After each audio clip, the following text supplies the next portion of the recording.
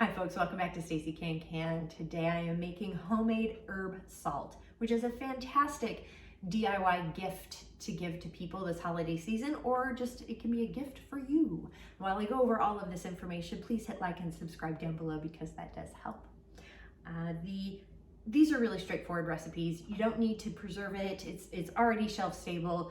You don't have to use a food dehydrator or a pressure canner or a water bath canner, any of that. It's just basic, simple things that you have at home in most kitchens. So the ingredients that you need for this particular recipe are a half of a cup of coarse sea salt, a fourth of a cup of packed fresh rosemary leaves, a fourth of a cup of packed fresh lemon thyme leaves, which I could not find lemon thyme, so I'm just using regular thyme. These are adjustments that you get to make. And then a cup of regular sea salt. The tools that you need are, we do need a knife well, you actually don't need a knife. We were gonna pummel it, but I'm probably gonna chop it up a little bit because you do need to have the ingredients, the herbs packed, so I'm gonna do my best there. So you need a knife, some measuring spoons. You do need what is this called? Words are hard. This item right here, we need one of these. Food processor, thank you. You could use a blender if that's what you have, or a magic bullet. You also need, we will be drying these, air drying these, so you do need a flat bottom pan of some sort. You could use a cookie sheet, whatever. And then I like to, when I dry things, especially with herbs, I like to put just a paper towel over the top of it. It just seems to help suck out the moisture and kind of helps the drying process a little bit, especially where I'm at climate-wise. It's raining here quite a bit today. So that's the ingredients that we need for this. So with all that, let's go ahead and get started.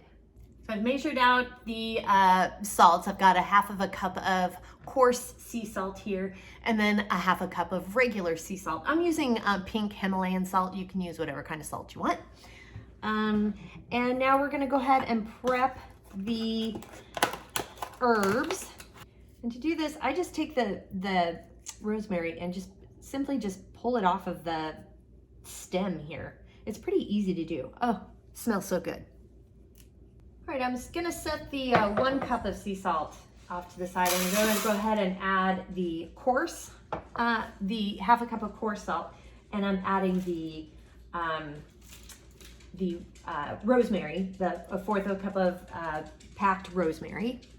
And I'm doing the same thing that I did with the rosemary, but instead of going opposite direction, I'm just kind of pulling the leaves off of the stem, of the thyme stem. Now I have the fourth of a cup of firmly packed thyme leaves. Put in here, and we're just gonna put the top on, and we're just gonna pulse until we get it mixed.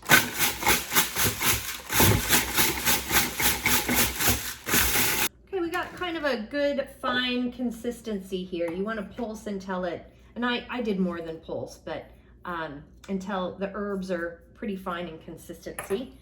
And then go ahead and add your the cup of fine salt, and we're gonna pulse this to get it all mixed up. I've got this all mixed up. I'm gonna take the blade out.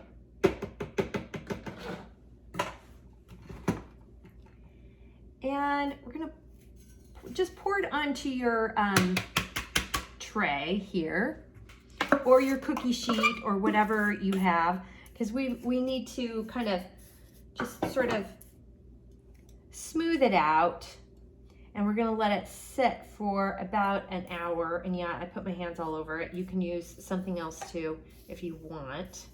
So I've poured it out, and just kind of making sure it's just kind of as even as possible in this shallow baking dish. You could use a cookie sheet if you want, that's got some edging to it.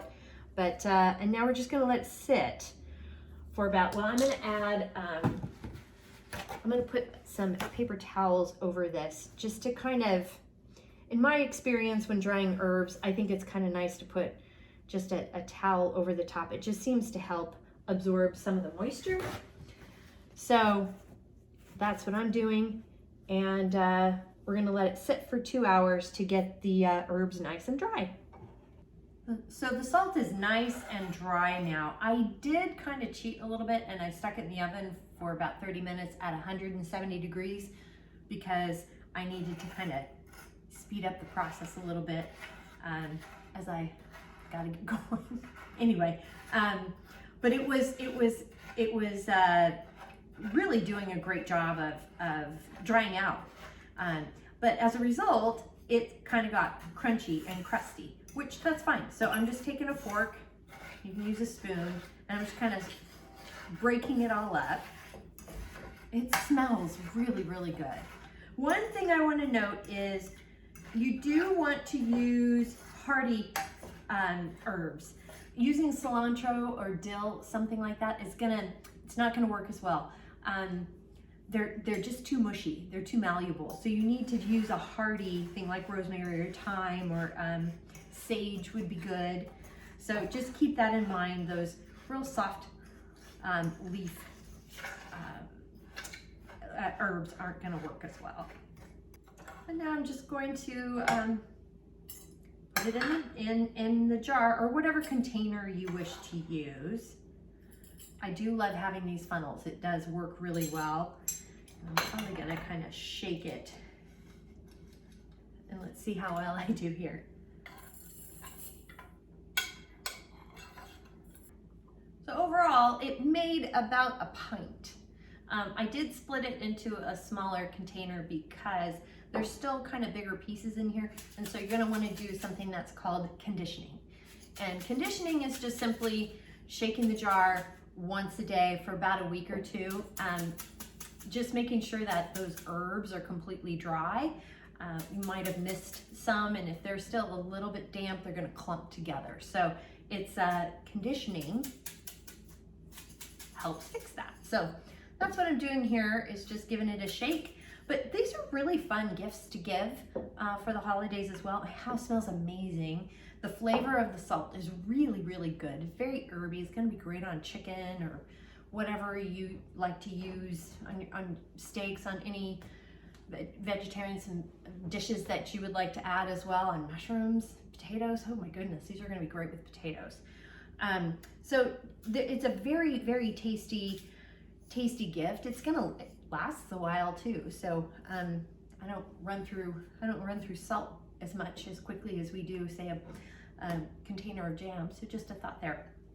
But that's how you do it. It's very, very simple, very easy to do, and what a lovely gift to give somebody. So the recipe is down below, and while you're down there, if you could please hit like and subscribe, that does help. And if you have any questions, comments, suggestions, feedback, concerns, by all means, please reach out to me. I'm on Facebook at Stacey Can Can. You can at me on Instagram and TikTok at Stacey Can Can. My website is www.staceycancan.com.